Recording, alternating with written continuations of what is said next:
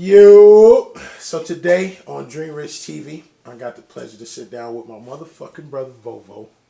What's the business, baby boy? How you doing? Man, it's party time. No, I'm good, man. What's going on? What's good? What's good? Man, What's good? I'm grinding, trying to figure this thing out. You know me. Yeah.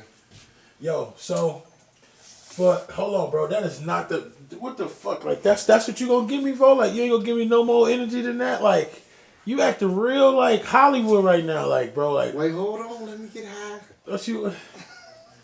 So, Vo, for the people that don't know you, bro, like, who are you? What do you do? No, hold on. I got y'all. Hold on. It's the antidote. All right. So, I am the kid VOEVOE. I am a industry host. I'm a hip hop artist.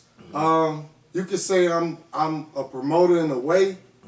I'm an innovator, and most importantly, man, I'm the neighborhood favorite, man. I'm the kid. I'm the guy. So you know, All of those tied into one. And a few more other things, but for the most part, that's the top or the bottom line of all of it. You know, so. So the name VOEVOE. I know you as Steve-O.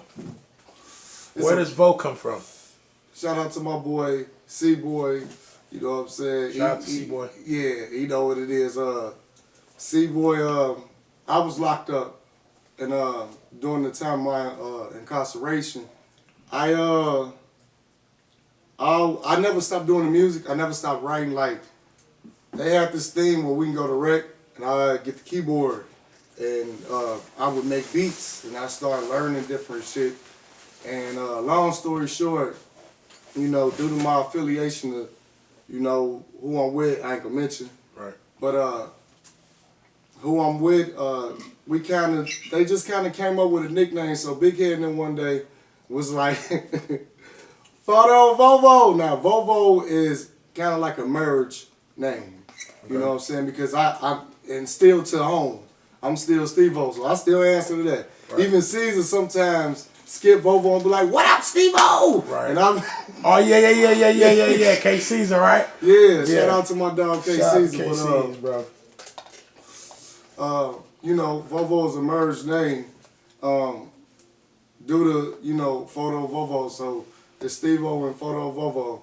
You combine them together, and it's a whole story behind that name. Like, it's a whole how that shit really got orchestrated to turn into Photo VOEVOE. It's like almost a name earned without trying to earn some kind of ghetto pass or hood stripes. Like, nah, it's just whatever you do and a person see it, that's what a name becomes of you to your artistry. You know what I'm saying? So here we are, VOEVOE. So we're gonna start back. We're gonna go back. Steve-O was this rambunctious battle rapper, skinny, big t-shirt, very loud, aggressive. Everybody listen to me. First of all, what made you pick up the pen? Man, let's go back. Let's go back to the 90s a little bit. Okay. He had like a lot of vinyl and shit. He had like he kept a lot of original records, and then he would make his own mixes. You know, back when I was growing up, a mixtape wasn't what we thought. Like, you know, you got one through whatever many songs, boom, you know, maybe a DJ or whatever on there doing some ad-libs or however, and boom. But no, when we was growing up, a mixtape to us pretty much was a mix. Right. So my brother had this thing with mixes, or as the DJs would call it, blending. There you go. You know, so my brother would blend certain songs. He'd blend Pac, E40. That was the mix seat. That was a mix. Yeah. So I got a mixtape. He would do that, and you know, I would hear him. And then he had a thing for Dolomite. He got that from my grandfather. Rest in peace, my grandfather. Definitely. He had a thing for Dolomite, and that Dolomite thing led to like poetry and shit. So long story short, my brother was into lyrics, spoken words, but also these beats.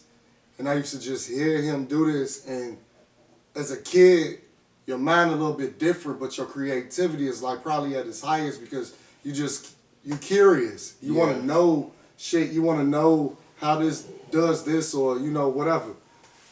It was like the curiosity ran so wild, it was like pieces to a puzzle to me. Okay. And as he doing these mixes and listen to these spoken words, he like kind of came to me and was like, "You ever rap before?" I'm like, "What's rap?" I'm like 8 years old.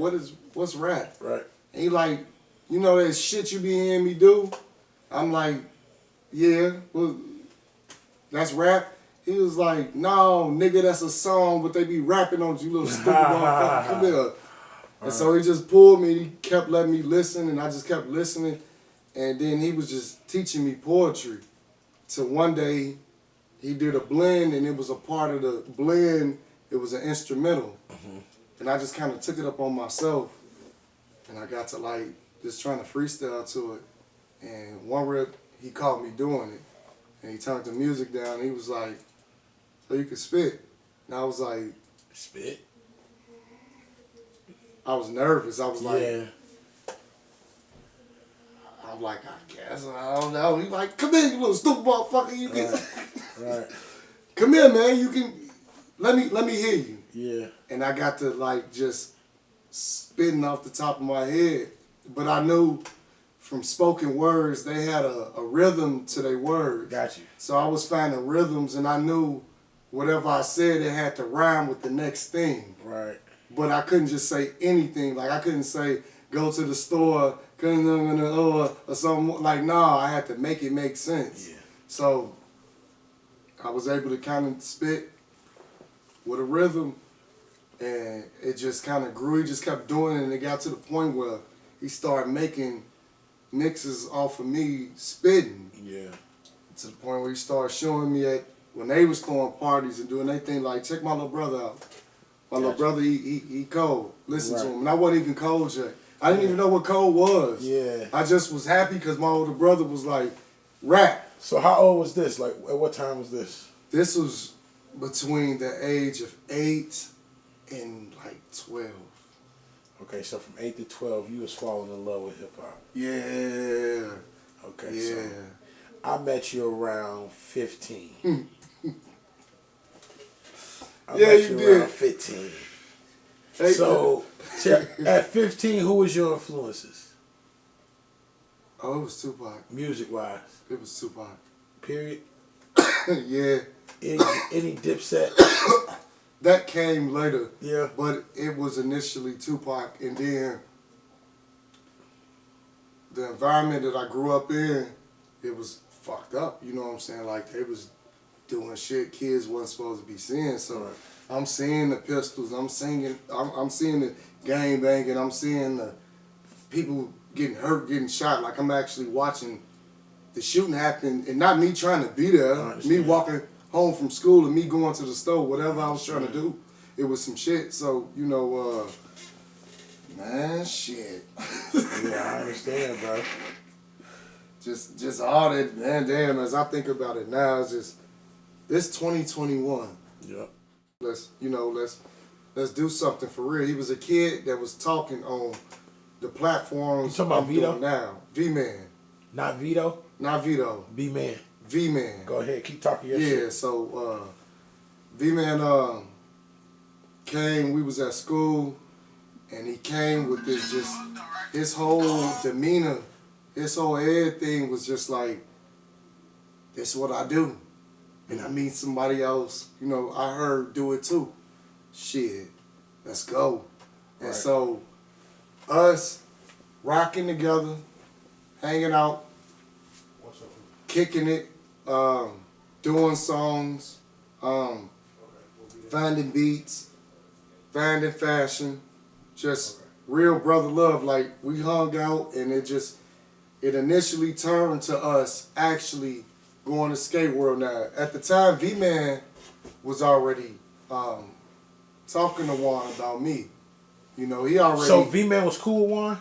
Yeah. They actually, you could say that you could damn near say they brothers. Got you. You know what I'm saying? Shout out to, once again, my man, Juan S.O. Shout out to Tabo. Y'all go call him T-Rex. Check him out. He playing college ball. That's dope. Check him out, yeah. But, yeah, V-Man and Juan was tight. They was close. So, you know, with him talking to Juan about me, you know, it was a thing. We used to go to Skate World. It was on the weekends.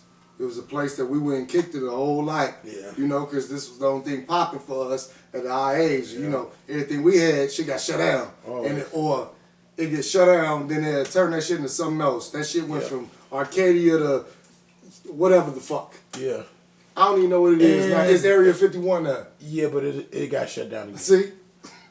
Uh-huh. That spot got voodoo. Yeah. But, we went to Skate World. And Juan came up there, and I was battling. That was his first time really hearing me spit. Right.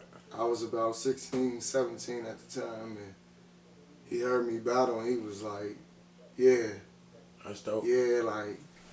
For people who don't know about Juan So Gutter had a dope-ass song called Gary, Indiana. I would love for you to set up an interview with him, too, if possible. He's Absolutely. Still alive, right? Absolutely. Definitely, bro, because I would definitely want to ask him some questions about that time. He'll let her do this. So, okay, so we made it to the Juan So Gutter movement. Yeah. Then after that, Steve-O was growing up. Because we ain't VOEVOE yet. No, we ain't VOEVOE yet. No, we young fella. Yeah, we young fella. We young fella. We went from Steve-O to young fella. Look, yeah, these two tattoos was my first dollar I ever made off of hip hop. Cool Smiles. Gutter Fam, that was Juan So Gutter at the time, that was his name. That was his group. He formed a bunch of kids together, came up with this group, and we named ourselves after him. Which was what? Gutter Fam. I love Gutter Fam. Gutter Fam. And it was me, V-Man, Chauncey, LeBron, Vito. Jonathan, Vito, Rashid, and Choir Boy. I mean, not Choir Boy. What is my brother name, man? It'd be like that. Bozo. There you go. Shout out to Bozo, man. Rest up, Bozo. But yeah. Bozo was in Gutter Fam too. But we ended up not making the song because Bozo passed, and everybody at the crib know or remember that time when, you know, it happened. So that shit was crazy. But yeah, he did that shit. And oh my God, Juan just, man, that dude just he was our Jermaine Dupri. Right. Yeah, so shit. And there's a lot of pauses in this shit, cause man, it's just I ain't really had time to really sit back and reflect to now, cause like it's such a brighter light, and it's such a different perspective with shit. And getting to VOEVOE is the crazy part. This young fella shit. Yeah. You know what I'm saying? That young fella shit was a whole. We was on the corner. Young fella. Getting harassed by the police. Yeah, harassing the police. Making the first buck. Teaching us about contracts as children. That's what I was initially talking about. My first $10 I made off hip hop. I got this motherfucker and this. And it was at Coolsville. Shout out to Coolsville. That's what I meant to say. I said Cool Smiles earlier, but I meant to say Coolsville. Yeah, I got so lost in that shit because, man, that time was mean. But we was like a real unit. We were children that was selling them damn CDs for real, and we was like buying our clothes. Juan was accessorizing us a lot, so it was a lot of shit that he made with his clothing line. He just gave us. Right. We used to dish out, you know what I'm saying, Gail amongst the whole. Yeah, we had the big dumbass shirts on, and we fucking loved it. Yeah, every bit of it. It was Block Style. That was the clothing line. Dope. Yeah, you know, so we I feel like Juan So Gutter seen some shit. He foreseen some shit. He was ahead of his time. He was a Phil Jackson. Yeah, he was still dope. dope. His time. And that community has its own direction. Right. And it's only two paths. What's the path? Do what's best for you, or you could do what you feel like. And once you make your decision on that, that determines if you're going back or if you never going back. You feel me? Hell yeah. You know what I'm saying? Yep. To the ones who don't get it. So the first day, did you already know your day of release? Yeah, because when you come from RDC, that's the first process in Indiana. When you get sent to any state penitentiary, they send you to this place in Indianapolis, and they run everything on you. They test you, see if you got anything whatsoever. Period. From allergies to hepatitis, you name it, AIDS. So how many people did you see that you knew within the first 24 hours on this journey? That was sad. I bet it was. I would say at least close to 10 people I seen, and I was like, damn, where you been at all these years? In the first 24 in the first 24 hours, because they was bringing us by van loads, and they was loading us up. Some vans had 10, 15 people, and then the bus had 60. Right, there you go. You know, motherfuckers chained up. So, yeah. And how old was you when you went in there?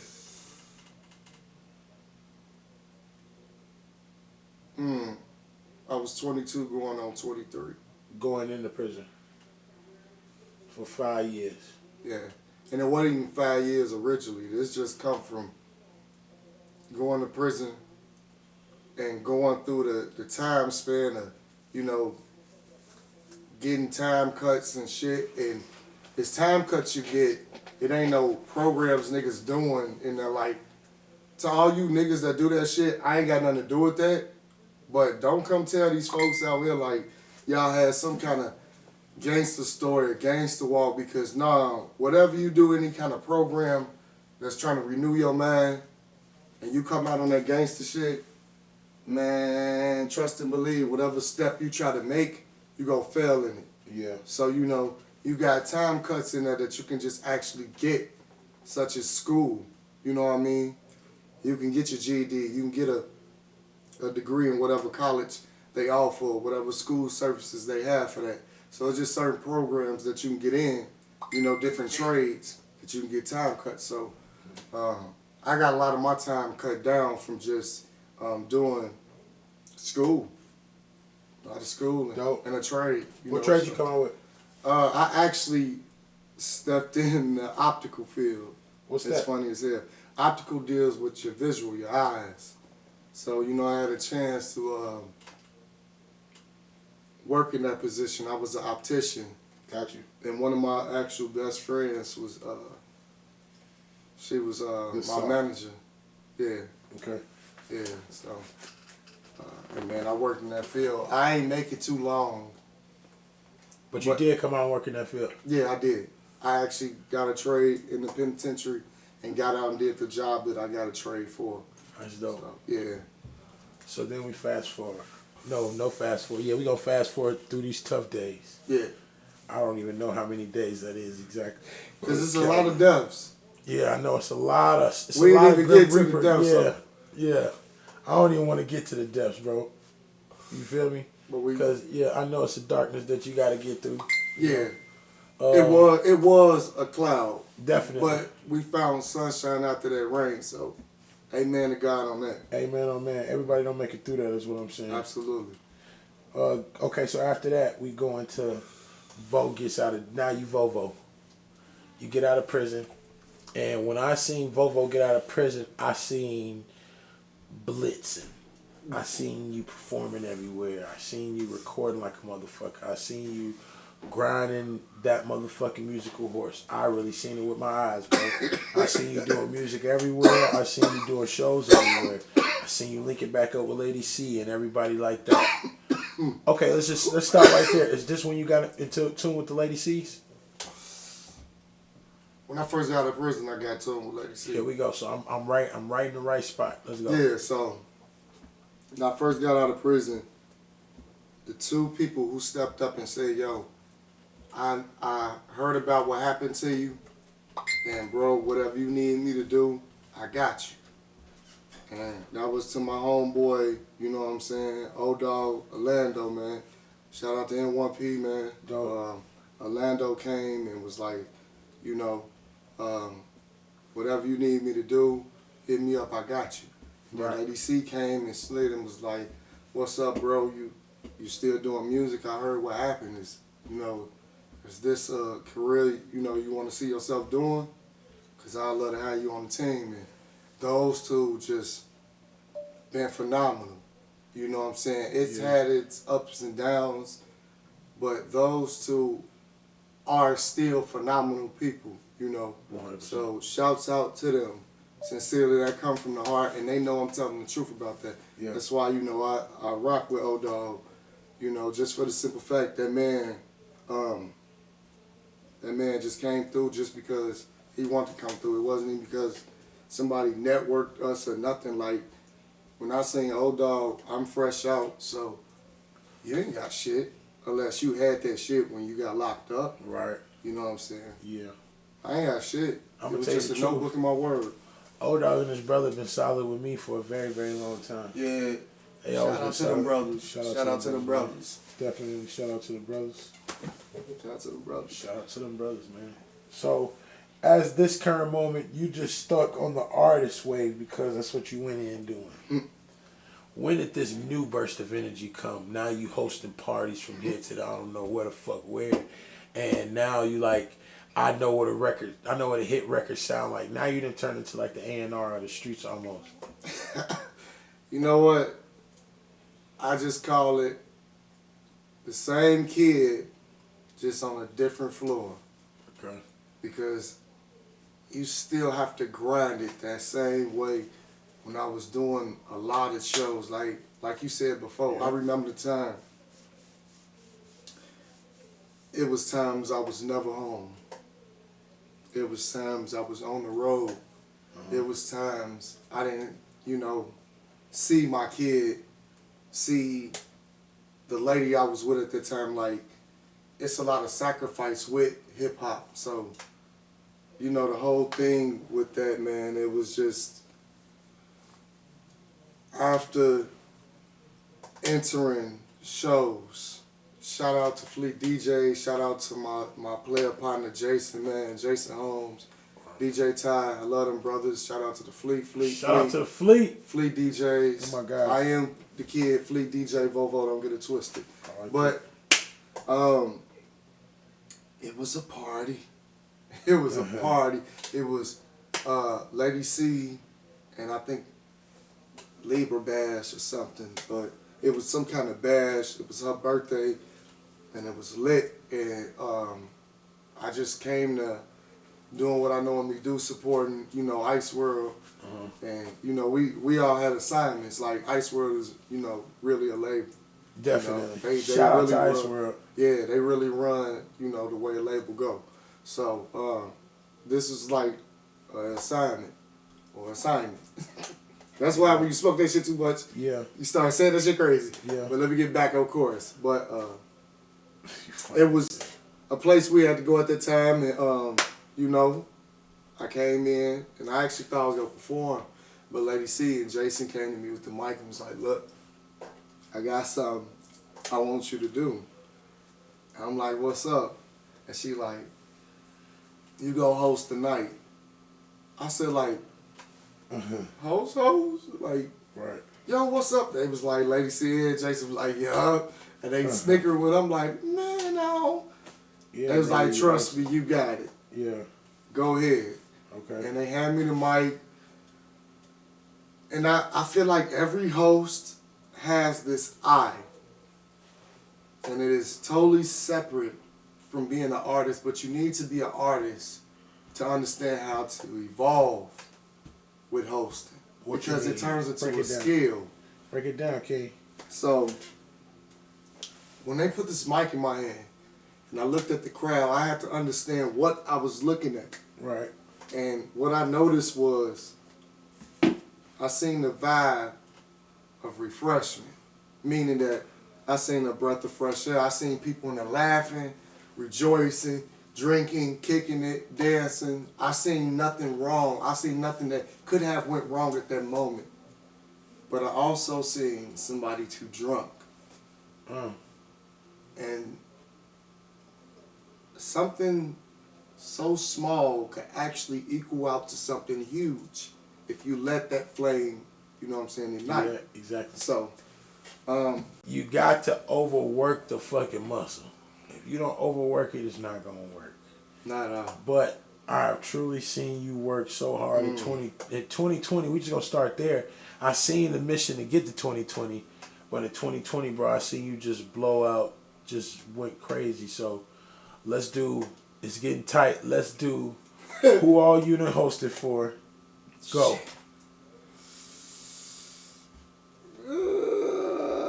I ain't gonna do them in order, but I'm gonna just say them, Yeah. and y'all catch the wave. All right. Yeah. 1, 2, 3. Gorilla Zone, Prince Glow, the black youngster, YF and Lucci, man, Frida Luch, Trina, Sada Baby, Twister, Work. Juvenile, Let's get it. K Stylist, Let's get it. Trey Songz, Pleasure P. I've been set in for Club Godzilla. I sat in on tour for Country Black. Let's get it. Shout out to HHMG. Shout out to HHMG. That's my next. That's the next move. Yeah, Hold on, shout King. out to them. Damn. 21, man. What's the goal, Vo? Shout out to DJ Dejan, Branson Cognac. Shout out to G Unit. Yeah. Shout out to 50. Shout out to my player partner Maserati Bud, aka G Unit Bud. Yeah. Man, but mainly on that Branson note, man, just once again, shout out to DJ Dejan, man. Yeah. We about to do this tour, and that's the whole thing right now. That's why I'm able to even come to this. Yeah. DreamRich. Damn, my bad. You good? We at But, DreamRich, baby. You know what I mean? Yeah. That's how we making this possible. This is what happens when you just execute the things that you, I'm not going to say you make plan, but you create a plan to really create a formula. Yeah. And you follow the formula. Yep. Man, you just stick to it and don't let nobody detour you when you follow this formula. Because the whole thing is the formula needs you to do it for it to work. 100%. Yeah. So Yes, sir. yeah, So 2020 and create, and I promise you, it's a whole different thing. Like I ain't on no weird shit. Shout out to my player partner. You know what I'm saying? So Take risk. Trap 10-5-2. What it do? I had to hold him down because you know He be on our heels. Bro, he told me he gonna send me that package. I'm waiting for it, boy. Send that motherfucker, boy. We're waiting for it. So, yeah, man. Before we get out of here, too, I just want to say this. I want to leave this with everybody. Dope. 219, down south, all around the world. Even though things are kind of crazy, no matter what, keep the music flowing. There you go, King. Because the whole thing is, music is at a different perspective, and at this point, some of that 90s vibe is really in the air, and I don't think they really get it. That's why it's a lot of bodies kind of coming up, because that type of aggressiveness is trying to come back into hip hop, and hip hop right now is at a wavy standpoint. So I'm not saying I'm scared to embrace it. Like, you know, I grew up in that era, so I love that kind of music, but we still need the lives because we need the music to continue to grow. So just please stick to your crafts, and please put in that 10,000 hours to whatever you're trying to do. 10,000 hours. They think I'm sounding crazy, but for real, put 10,000 hours into what you want to do. Yep. You're going to master your craft. There you go. I'm seeing it firsthand. So. Man, my boy VOEVOE. This was another amazing interview on DreamRich TV. You hear me? I truly appreciate your time, your talent, and being from where I'm from, because you inspired me, King. Yeah. It ain't nothing but skies. It's the motherfucking limit for us. And you already know we in, we out, we get the money, you know what we about. Hey, DreamRich, baby. Lee.